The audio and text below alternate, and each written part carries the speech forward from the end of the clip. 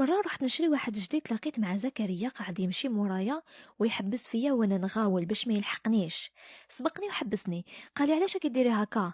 بانت لك من جهة واحدة اخرى، قصيتيها معايا قلت له لا لا، كرهتك وكرهت هاد التمسخير كامل.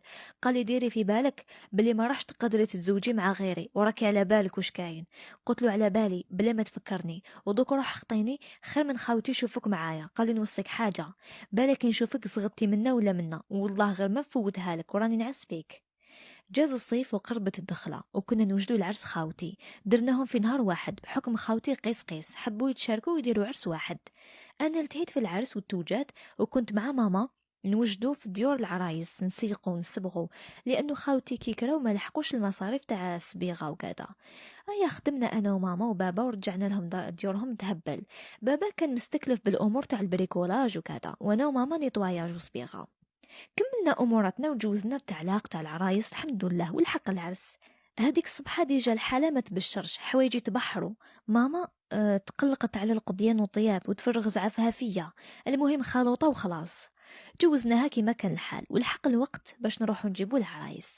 تفاهمنا انا نركب مع مرت الكبير خد زكريا، وخالتي تركب مع مرت الصغير. المهم رحنا سبقنا بالكبير كيما تفاهموا العرايس بيناتهم.